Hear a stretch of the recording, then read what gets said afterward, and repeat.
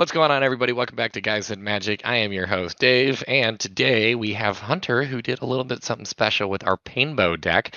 That's one of the new pre-constructed decks that just came out of Dominaria United.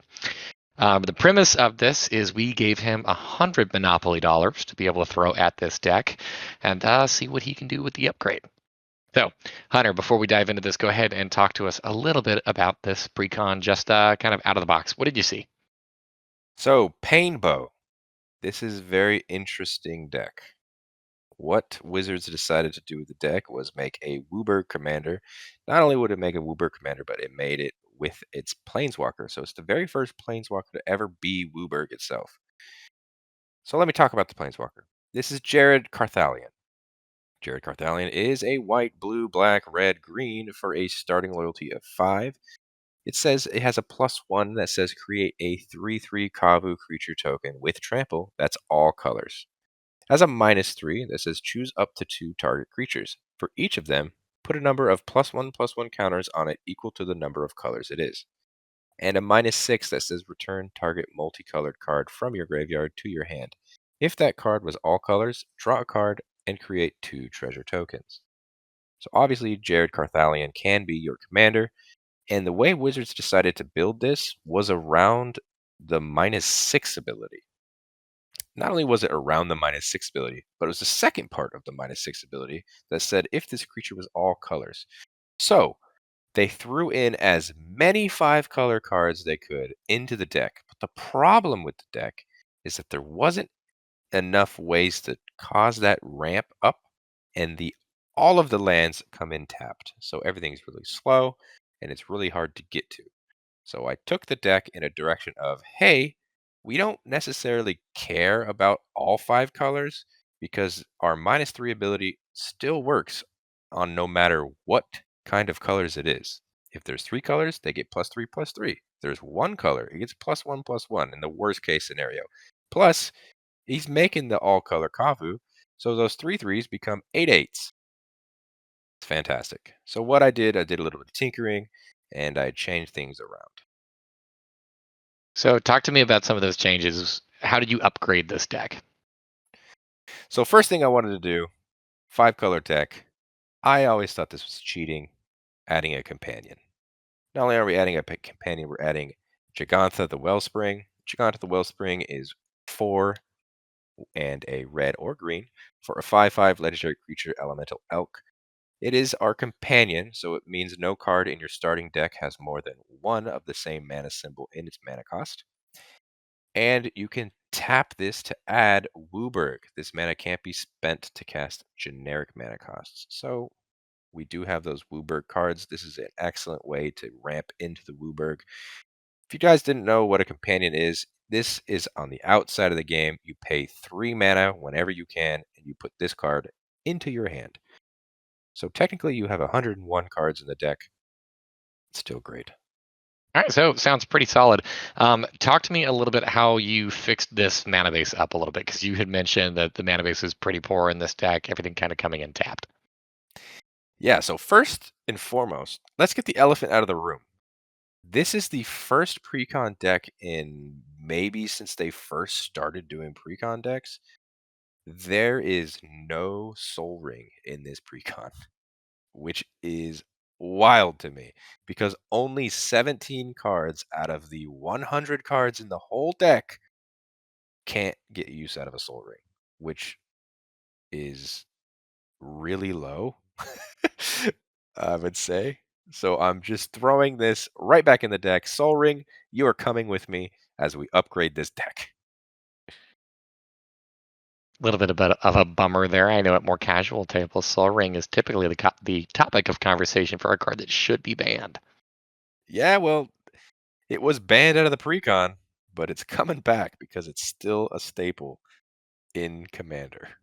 All right, so if that one's going to be able to tap to add some colorless, what else do you got in here? So I like to do a little thing where I look at some new cards from the new set that each Precon comes out with. So this one, this case, obviously Dominaria United. So I looked through the set really hard and I was like, what can I add into this set? And I only really found 2. So these 2, Llanowar Loam Speaker and Jodas Codex. Llanowar Loam Speaker is 1 and a green for a 1/3 creature elf druid. I can tap it to add 1 mana of any color. And I can also tap it to have a target land you control become a 3/3 elemental creature with haste until end of turn. It's still a land, activate only as a sorcery.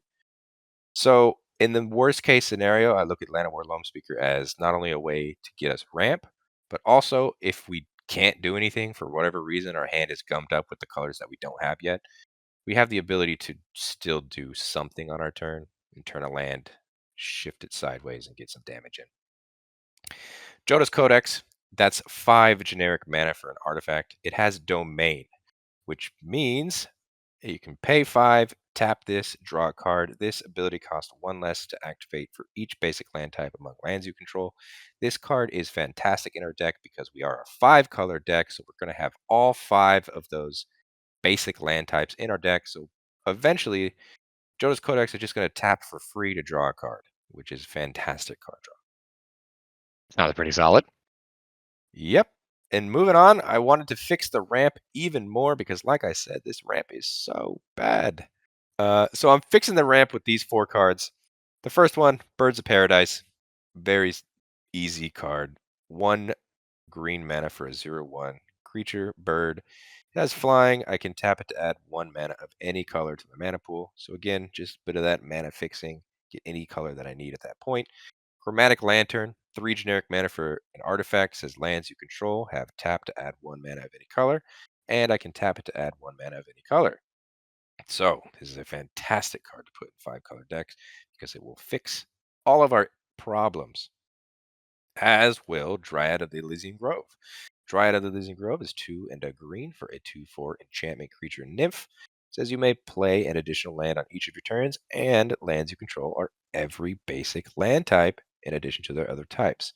Not only do we have the ability to tap all of our lands for every color, but now they also turn on the domain. And finally, we have Bloom Tender as our final little card in this section, which is 1 and a green for a 1/1 creature elf druid. I can tap it for each color among permanents you control, add 1 mana of that color. So, all 4 of these cards, excellent at fixing our issue when it comes to not having the colors we need. I really love the synergy here with the Dryad of the Elysian Grove, especially considering you have all those domain cards in here. So he's going to be able to turn all those lands in a basic area into each of the basic land types. So a single forest will hit domain for 5. Exactly. Dryad of the Elysian Grove is a must in this deck. And worst case scenario for all of these cards, I can still add 1 counter to them if I really wanted to. So your commander here is a planeswalker. Interesting choice that you chose to stick with it. How are you going to beef that one up a little bit? Yeah, so this next section, I'm saying this is our helping with our commander. So our commander obviously has our plus and minus abilities. Those count as loyalty counters. So this first card, Oath of Teferi. Oath of Teferi is 3, a white and a blue for a legendary enchantment. Says when it enters the battlefield, exile another target permanent you control, return it to the battlefield under its owner's control at the beginning of the next end step. And you may activate the loyalty abilities of planeswalkers you control twice each turn rather than only once. So, Oath of Teferi could come in and flicker our commander if we really wanted to, uh, which could automatically just reset our commander's loyalty. And that second ability, using our loyalty twice, is fantastic because we want to be able to pump up and make as many Kavus and swing in with as much damage as possible. Karth the Lion, which is an interesting card because our commander is Carthalion, so it's kind of like a play on words. Karth the Lion is 2, a black and a green for a 3/5 legendary creature human warrior. It says whenever Karth the Lion enters the battlefield or a planeswalker you control dies, look at the top 7 cards of your library. You may reveal a planeswalker card from among them and put it into your hand. Put the rest in the bottom of your library in a random order. It also says Planeswalkers loyalty abilities you activate cost an additional +1 to activate. So that first ability of Karth the Lion doesn't make any sense because we don't actually have any other Planeswalkers in the deck, so it is going to be a whiff. However, Planeswalker loyalty abilities you activate cost an additional +1. Our commander's ability now is a +2 and a -2, which is fantastic when it comes to using them. And the final card in this little helps with a commander section is Deep Glow Skate. Deep Glow Skate is 4 and a blue for a 3/3 creature fish. It says when it enters the battlefield, double the number of each kind of counter on any number of target permanents. So this comes in, doubles the amount of counters that are maybe have already on our creatures that our commander's given out, and doubles the amount of the loyalty counters on our commander immediately. Fantastic card to throw into this deck. Yeah, I really love that last one, Deep Close Gate, just because it can double the amount of +1/+1 counters that you have on those Kavus or other creatures, and how it affects other things like the Planeswalker too. So, pretty solid there in terms of upgrades. How you're going to be able to help out the commander. What other kind of goodies did you throw in the deck? Yeah, so I felt like these next ones are really good for what this deck wants to do.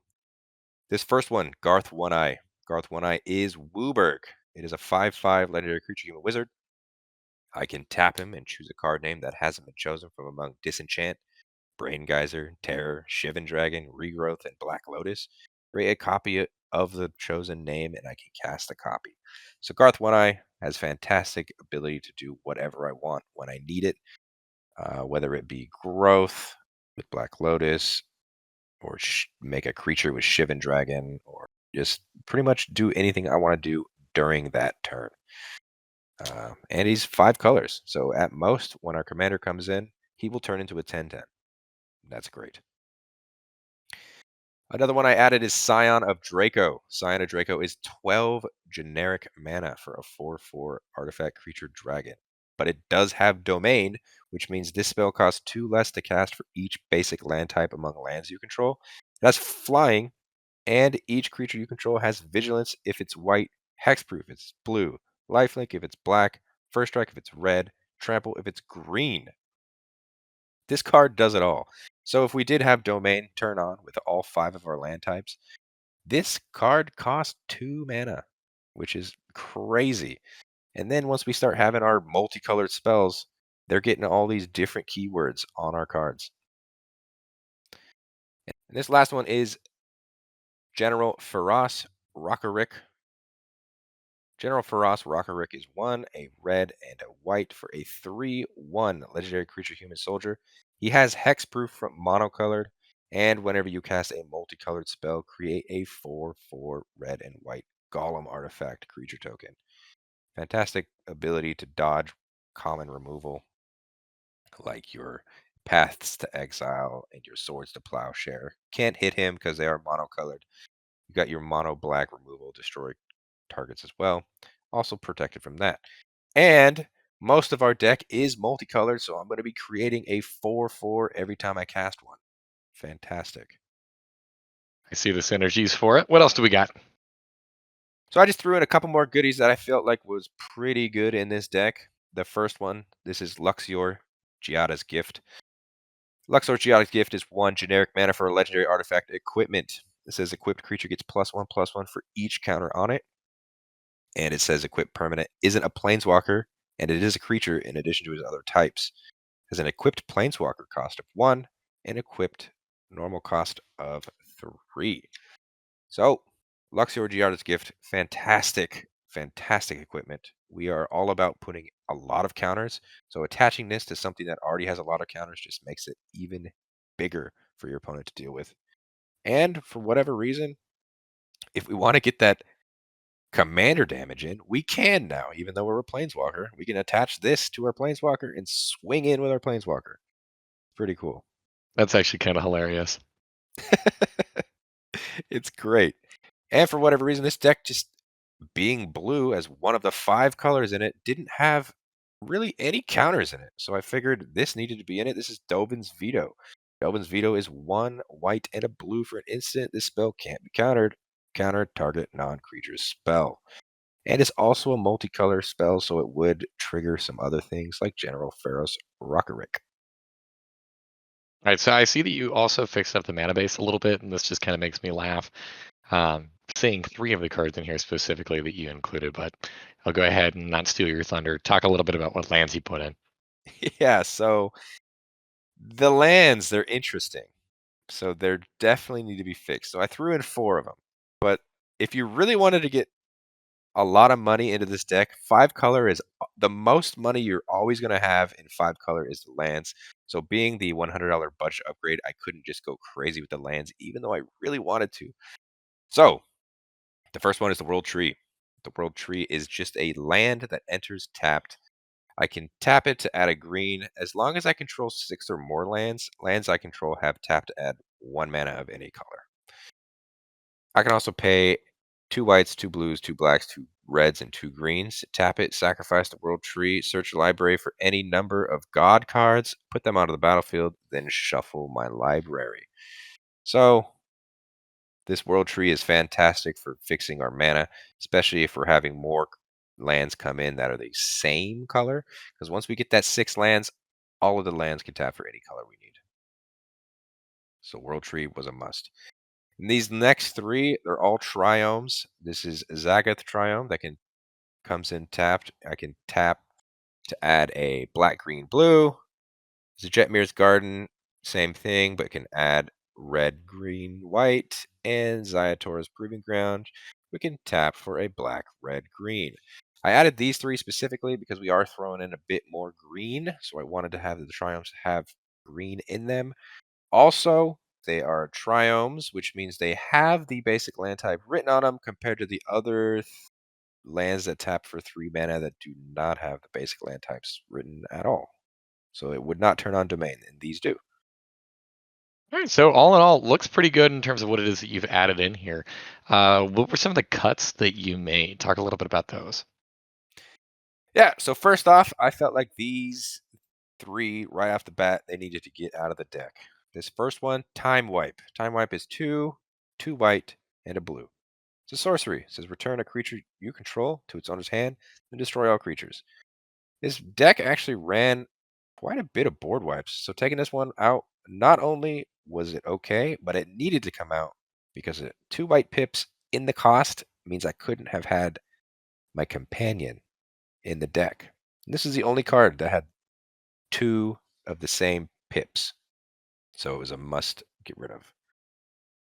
The next one is Echoing Truth. Echoing Truth is 1 and a blue for an instant. This is return target non-land permanent and all other permanents with the same name as that permanent to their owner's hand.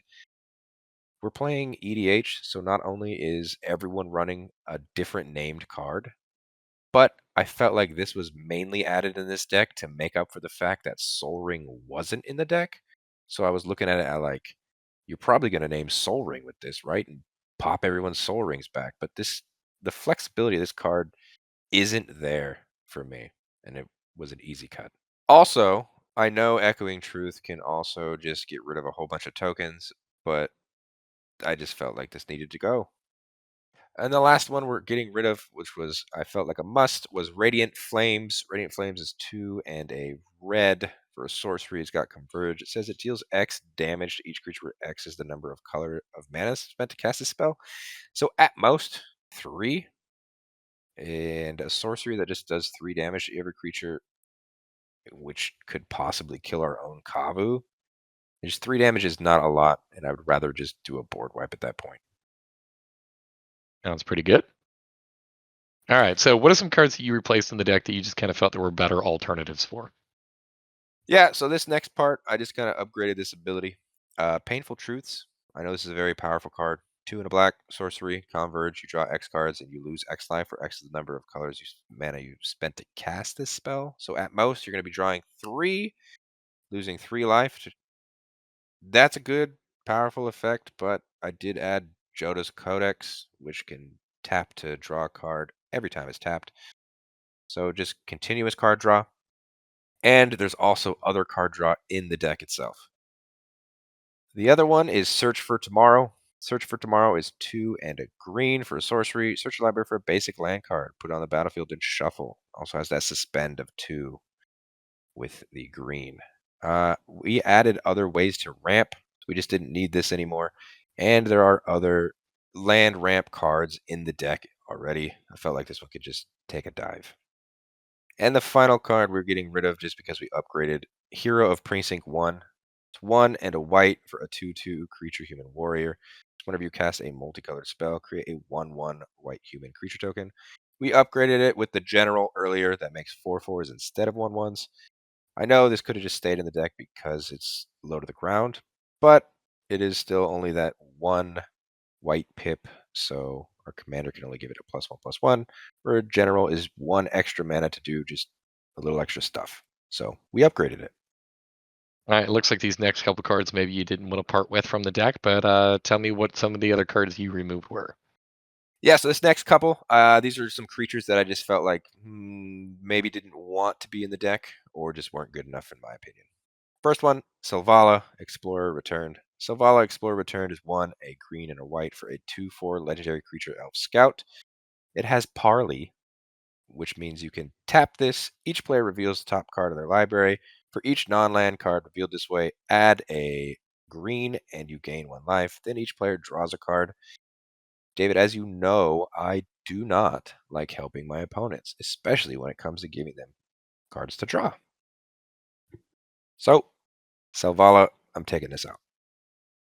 This other one, Xerix, the Withering Storm. Xerix, the Withering Storm is 2, a green, a blue, and a red for a 3/5 legendary creature, Snake Leviathan. That's flying. It says whenever an opponent draws a card, except the first one they draw in each of their draw steps, create a 1/1 green snake creature token. And whenever this deals combat damage to a player, you and that player each draw that many cards.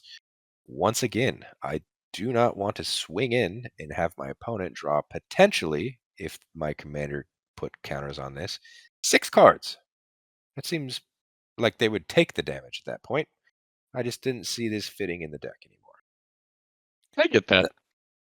And the last card I'm getting rid of is Fusion Elemental. It is Wooburg for an 8/8. That is literally all it is. It's a vanilla creature that does absolutely nothing. And I felt like Garth One Eye was quite a bit better at doing something than an 8/8 vanilla creature. All right, what other cards do you cut out to make room for some of the goodies we talked about earlier? Yeah, so at this point, I'm just making some room. I'm getting rid of Lavalanche, which is X, a black, a red, and a green for a sorcery. Lavalanche deals X damage to target player or planeswalker, and each creature that player planeswalker controls. Sure, this is great late game, but I really don't want to be drawing this early because it's really going to be doing nothing. If I pay 5, I'm dealing 2 damage to someone's face, potentially, and 2 damage to other creatures. Not a guaranteed board wipe, and it's not a guaranteed kill. I just don't want it. Another one I'm getting rid of is Sylvan Reclamation. Sylvan Reclamation is 3, a green and a white. It's an instant. Exile up to 2 artifacts and or enchantments. It's got that basic land cycling of 2 as well. It just, and the overall deck was just a little too on the higher price point as far as mana cost. I just felt like it needed to just get the axe at this point. It's a very good card, don't get me wrong. But you just gotta take one for the team. And this other card, Prophetic Prism, is getting out. It is 2 generic mana for an artifact. It says when it enters the battlefield, I can draw a card, and I can pay 1, tap this, and add a mana of any color. The draw effect is good one time, but I don't want to pay 1 to add 1. I don't like to pay to put another of the same. I'm not trying to mana sink it. Yeah, the Uh, filtering here is not fun. it is not good, and I'm adding Soul Ring. So yeah, I know it's not any color, but Soul Ring is just infinite better. And finally, these last two, making a little just more room. Getting rid of Explore, which is 1 generic and a green for sorcery. You can play an additional land this turn, draw a card. Just a little too slow. One of the lesser powerful ramp cards in my opinion. And goodbye, Sad Robot, Solemn Simulacrum. 4 generic mana for a 2/2 artifact creature golem. When it enters the battlefield, you may search your library for a basic land, put that card on the battlefield tapped, and shuffle. When he dies, I can draw a card. A lot of times people put this in the deck, and don't get me wrong, it's great. But at the end of the day, I looked at it as this doesn't have any colors on it. My commander really wants colors. I see why I got the axe. Looks like you removed a couple of the lands from this precon as well to make room for some of the upgrades. Yeah, so overall, I got rid of these 5 lands on the screen. uh, Bad River, Floodplain, Grasslands, Rocky Tar Pit, Mountain Valley. They all do the same. They all enter tapped, and you can, on your next turn, when they untap, you can tap them, sacrifice them, and go and get one of the basic land types that it shares a color on these cards. It's just too slow, in my opinion. They don't do anything right away. The triomes, they actually have the basic land type written on them. I know these go and get the basic land type, but overall, they're just too slow for the deck, coming in tapped, doing nothing. And I cut one extra, so we are going down one land from the original land count because I did add more mana ramp on creatures and artifacts rather than lands. So all in all, how do you kind of just feel about this deck? Well, like I said at the beginning, opening up this precon, real bad. I know a lot of people have said this is one of the worst precons Wizards has made in a very long time, and I kind of have to agree. But the only reason I feel that way is because, like I said, Wizards tried to make this five color, only five color. They tried real hard to really limit the ability to ramp into it with anything less than five color. So it was just slow. I think I fixed it with the upgrades. I really like the upgrades I made, and it actually plays pretty well. I tested it out a little bit, and I'm kind of proud of it. Nice. So how much money exactly did you end up spending on this upgrade? So if you go back, you buy every single one of those cards from TCG Player at the lowest market price of the lowest printing. Your total is going to be $98.78. So just shy of that $100 mark, which is great. You can squeeze it in. You got room for some extra swamps. There you go. Go ahead and buy something else. But again, you can totally just deck this deck out with just unlimited amount of money with mana and lands because that's what five color wants to do. Yeah, 5 color mana bases can be incredibly expensive. Hmm. All right. Well, thank you so much, Hunter. This has been our Painbow upgrade. In the case you haven't done so already, make sure you like and subscribe. Why did it take you to the end of the video? Make sure that you check out our deck list for this. The Moxfield link is located down below. Also, make sure that you comment down below. Tell Hunter how much you love or hate his upgrades. Make sure that you follow us on our Instagram and Twitter at Guys Magic. Until next time, guys. Peace. Bye.